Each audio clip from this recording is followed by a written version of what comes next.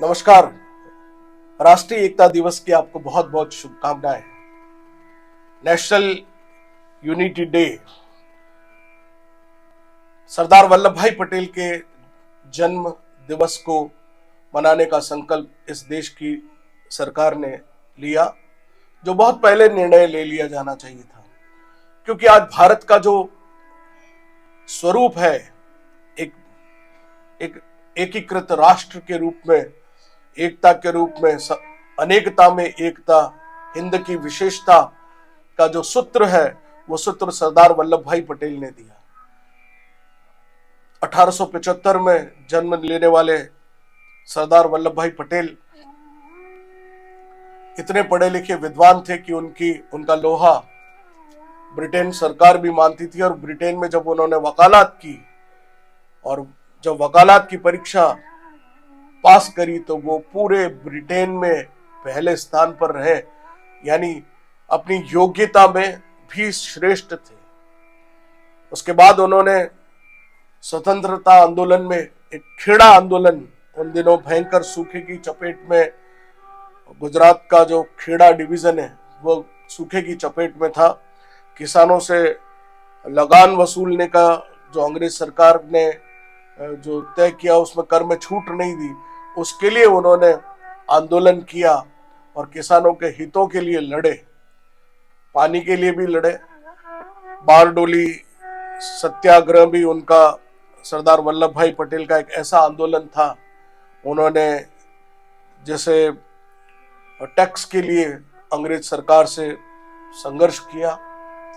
लेकिन मूल रूप से भारत का जो ये स्वरूप है नया, इस स्वरूप के लिए यदि कोई एक व्यक्ति पूजनीय है तो वो सरदार वल्लभ भाई पटेल है। 662 रियासतों को एक सूत्र में बांधने का काम, साम दाम दंड भेद, जम्मू कश्मीर, जूनागढ़ और हैदराबाद, 3 ऐसी रियासतें थी जिन्होंने विलय से मना कर दिया।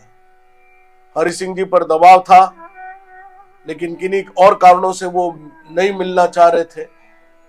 जूनागढ़ का नवाब चूंकि मुस्लिम था और वो पाकिस्तान में मिलना चाहता था, तब सरदार पटेल ने सेना भेजी। उससे पहले तो वो नवाब पाकिस्तान भाग गए और जूनागढ़ भारत में विलय हो गया। भोपाल का भी इसी तरह अंत में विलय हुआ, लेकिन वहां संघर्ष नहीं करना पड़ा। लेकिन हैदराबाद के नवाब ने साफ कह दिया कि मैं पाकिस्तान के साथ जाऊंगा।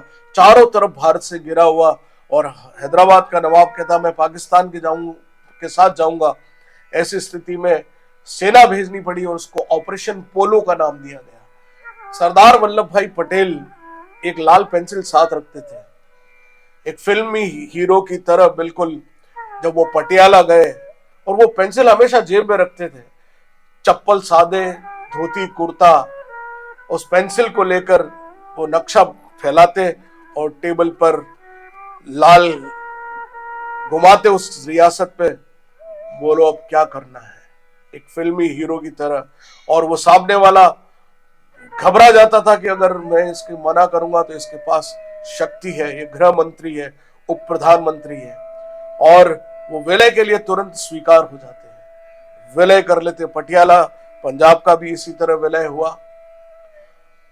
सरदार वल्लभ भाई पटेल राजस्थान की रियासतों से भी उनका सबसे जब बातचीत हुई, ये हमारे मेवाड़ का गौरव है कि इस भारत की अखंडता में सबसे पहले विलय करने वाला कोई प्रांत था, कोई राज्य था, कोई रियासत थी, वो मेवाड़ थी।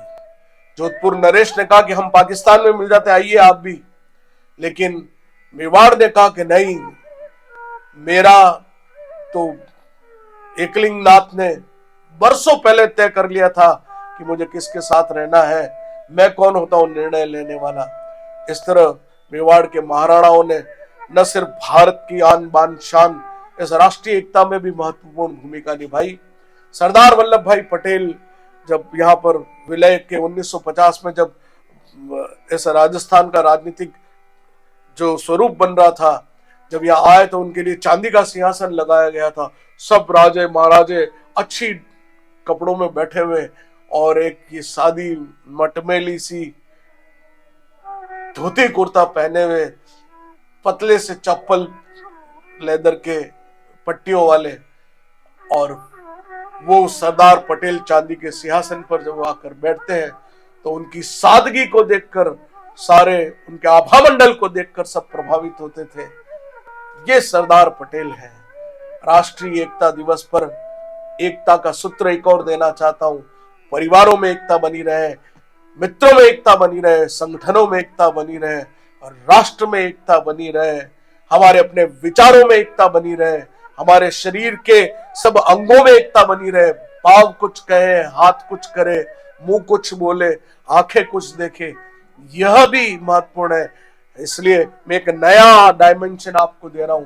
राष्ट्रीय एकता के साथ इस एकता से भी जुड़े रहिए। बहुत बहुत धन्यवाद। नेशनल यूनिटी डे, राष्ट्रीय एकता दिवस की बहुत बहुत शुभकामनाएं, बधाइयां, धन्यवाद।